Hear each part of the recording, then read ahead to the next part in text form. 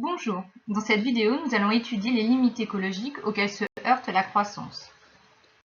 Pour cela, dans un premier temps, nous allons étudier les 4 capitaux nécessaires à la croissance économique. Pour comprendre ces limites, nous devons observer comment l'analyse économique prend en compte l'environnement.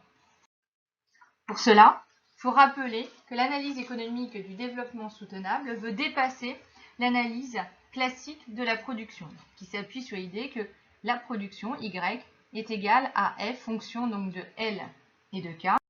Y correspond aux quantités produites, L correspond au nombre de travailleurs ou d'heures travaillées, et enfin K correspond au capital fixe mobilisé.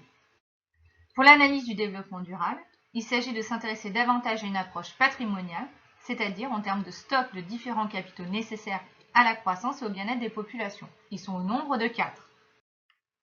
D'abord, le capital physique étant un bien produit dans le passé par l'homme et utilisé comme moyen de production, tels que des bâtiments, des machines. Ensuite, le capital humain correspond à l'ensemble des capacités physiques, intellectuelles d'un individu ou d'un groupe d'individus. Il peut être accumulé par la formation initiale ou professionnelle. Troisième capital, le capital institutionnel, qui correspond quant à lui à l'ensemble des institutions, à savoir celles qui servent de cadre, qui sont des contraintes humaines, afin de structurer les interactions politiques, économiques et sociales. Ces institutions peuvent être formelles ou non, et les valeurs véhiculées par ces institutions peuvent contribuer au bien-être et à la croissance économique. Enfin, le dernier capital, le capital naturel, correspond à l'ensemble des ressources diverses de la nature qui engendrent des services productifs ou non, tels que les richesses de la mer, du sol ou du sous-sol, tels que la forêt. Ainsi, l'approche patrimoniale développée par l'analyse économique du développement durable montre que ces 4 capitaux sont nécessaires à la croissance économique et au bien-être des populations. Dans cette approche, un intérêt est porté au capital naturel. En effet, le capital naturel contribue à la croissance économique et au bien-être au travers de plusieurs aspects. Par exemple, la forêt rend divers services productifs ou non, tels que la cueillette des champignons, le fait de pouvoir récupérer l'essence des arbres, du bois de chauffage, mais aussi l'absorption donc des gaz à effet de serre. La forêt permet également d'effectuer des randonnées. Et enfin, donc, le rôle des aménités, c'est-à-dire tout ce qui est lié à l'émerveillement, lié au paysage. Après avoir vu que ces différents capitaux sont nécessaires à la croissance et au bien-être des populations, nous allons voir que la croissance participe à l'épuisement et à la destruction de ces capitaux. La recherche de croissance économique, au travers d'une production intensive, a plusieurs effets sur l'environnement. Le premier est de diminuer la biodiversité. Ainsi, à cause d'une surexploitation de certaines espèces animales, notamment halieutiques, qui sont en voie de disparition, comme le fougou, la tortue imbriquée ou encore le thon rouge. La biodiversité est entamée aussi au travers de déforestation dans plusieurs régions du monde, telles que l'Amazonie.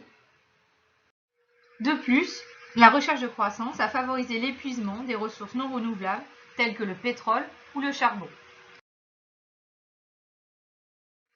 Parmi les autres conséquences de la recherche de croissance sur l'environnement, on dénombre ces dernières années plusieurs marées noires, dégâts industriels tels que l'usine Bhopal, la centrale nucléaire aussi de Tchernobyl ou de Fukushima, ayant dégradé de manière importante et durable l'environnement.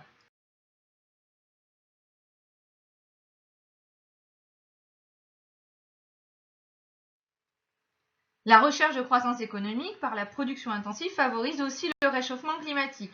Cela peut avoir plusieurs types de conséquences sur l'économie des pays, une réduction de la biodiversité, le développement de famines notamment dans les zones arides telles que l'Afrique.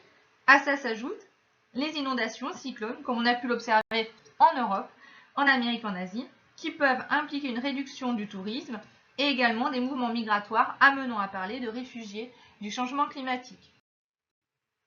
Pour conclure, l'analyse de ces limites écologiques met l'accent sur une approche patrimoniale en termes de stockage des 4 capitaux propices à la croissance et au bien-être des populations, au travers donc du capital technique, capital humain, capital institutionnel et enfin du capital naturels.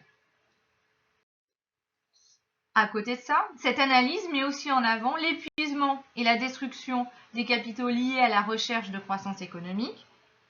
Ainsi, on constate une diminution de la biodiversité, mais aussi l'épuisement donc de ressources non renouvelables, l'existence de dégâts industriels et enfin les conséquences du réchauffement climatique.